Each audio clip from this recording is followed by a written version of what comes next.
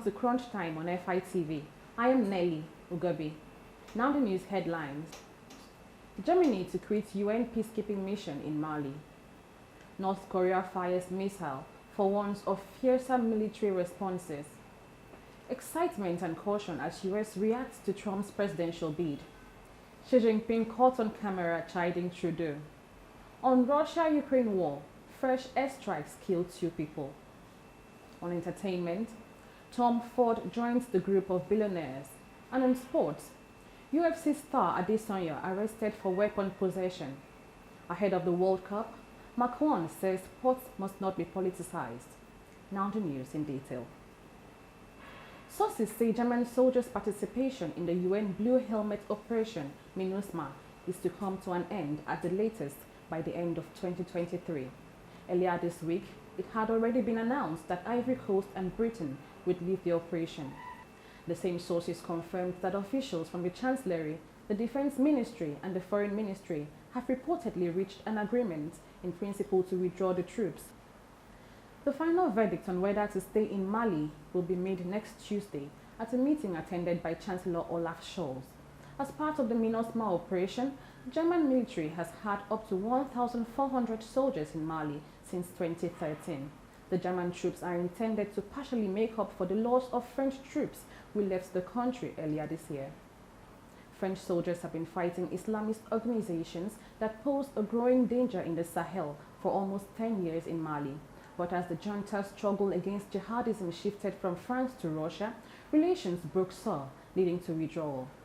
German military have encountered more challenges recently and have frequently been forced to halt spy patrols as a result of being denied flyover rights. Officials in Seoul say North Korea has fired a ballistic missile in the direction of its eastern waters just hours after declaring a fiercer military response to American move to increase its security presence in the area. According to the Joint Chiefs of Staff of South Korea, the short-range ballistic missile was fired on Thursday from North Korea's Wonsan region. The JCS added that the missile traveled around 240 kilometers and flew to a height of 47 kilometers, and just prior to the launch, the US and South Korean forces conducted a pre-planned missile defense exercise.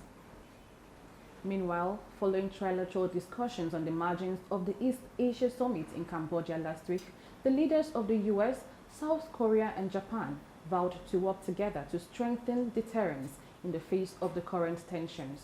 Following the talks, US President Joe Biden, South Korean President Yoon Suk-yeol and Japanese Prime Minister Fumio Kishida released a joint statement in which they strongly condemned North Korea's unprecedented number of ballistic missile launches.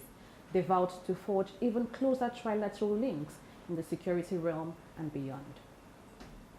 A political environment still recovering after months of midterm campaigning turned its focus on the former president's Mar-a-Lago estate in Florida, as Donald Trump declared his 3rd bid for the US presidency.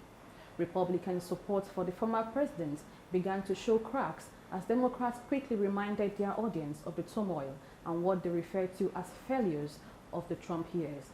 While many Republicans on the far right raced to support Trump, numerous conservative news sources and commentators advised the Grand Old Party against supporting him. Since declaring his candidacy for president in 2016, Trump has all but rid the Republican Party of his detractors.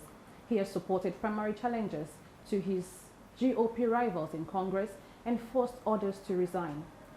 Trump's populist Make America Great Again movement had come to be associated with the Republican Party. In a rare public outburst of irritation that was caught on camera, Chinese President Xi Jinping reprimanded Canadian Prime Minister Justin Trudeau over purported leaks of an earlier discussion at the G20 summit. Video of the summit on the Indonesian island of Bali shows Xi and Trudeau standing close to one another and speaking through a translator. At the G20 summit on Tuesday, Trudeau and Xi spoke for the first time in more than 3 years. According to media sources, Trudeau raised serious concerns during the conversation about alleged spying and Chinese intervention in Canadian elections. When questioned about the talk with Xi Jinping later at a news conference, Trudeau responded, "Not every conversation is going to be easy. but it is absolutely important that we continue to speak up for the things that are important to Canadians. For the Chinese president, whose image is carefully curated by the Chinese official media, the film captured a unique, candid moment. A Canadian government source said the initial encounter on Tuesday was a 10-minute casual talk held in the background at the conference. At the summit's opening ceremony, the two leaders reportedly spoke for a brief time. We'll head on for a commercial break now. When we return, 2 killed from fresh airstrikes. Please stay tuned. Have you ever wanted a home away from home? A place where all your accommodation and lifestyle needs are met? Then look no further than Makeoach Apartments and Suites.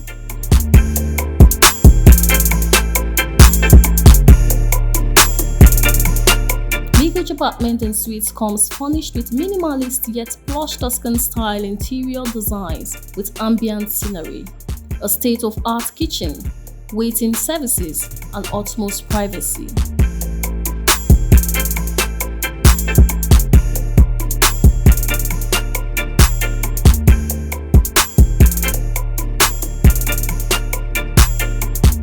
A pool and a bar. For bookings and inquiries, send a mail to @Makeoach Apartments and Suites.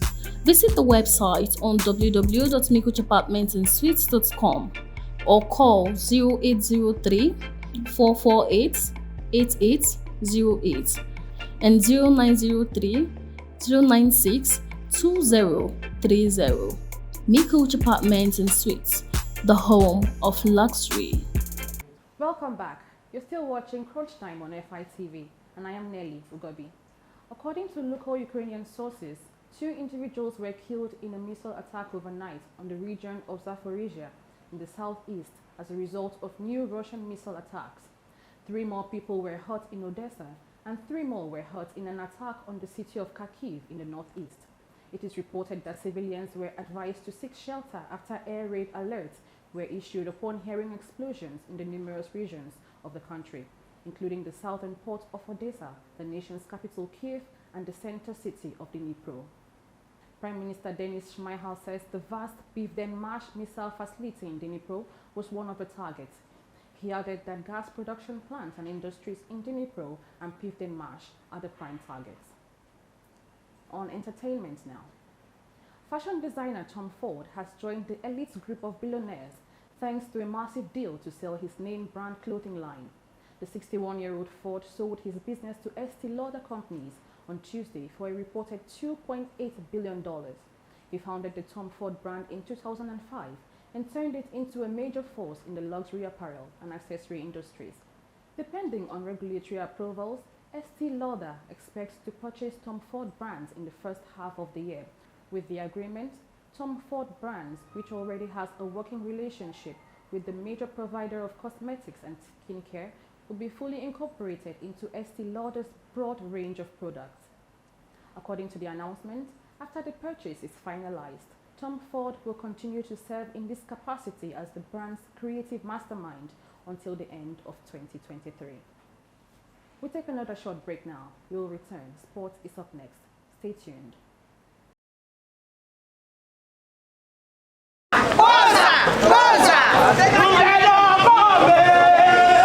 The 2023 presidential election is just few months away, and activities are in top gear across party lines as politicians try to win the trust of eligible voters in the country. While other political parties are fighting hard to take over from the All Progressives Congress APC at the federal level, party bigwigs and other faithful are intensifying efforts to maintain power as they foresee a better and prosperous Nigeria with former Lagos State Governor and now APC presidential candidate Asiwaju Bola Tinubu. They are the kings of communities. Because of who? Because of what? Because of APC, because of our party. Because of the governorship candidates, House of Assemblies, House of Reps, Senate, and also our Baba, Asiwaju.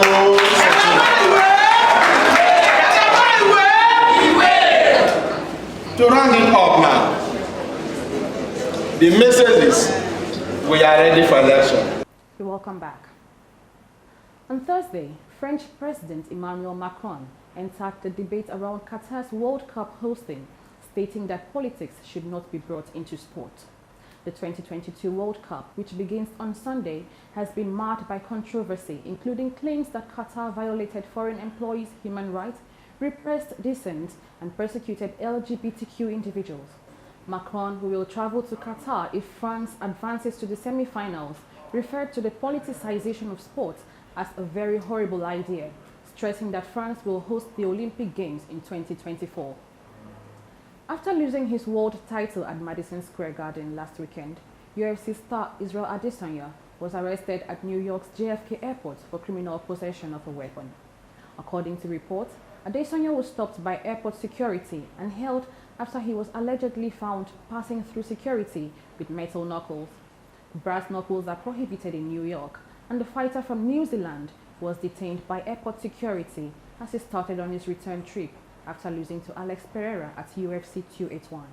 However, after explaining that the object had only been a present given to him by a fan on his way to the airport lounge, Adesanya was immediately released by the Port Authority Police Department.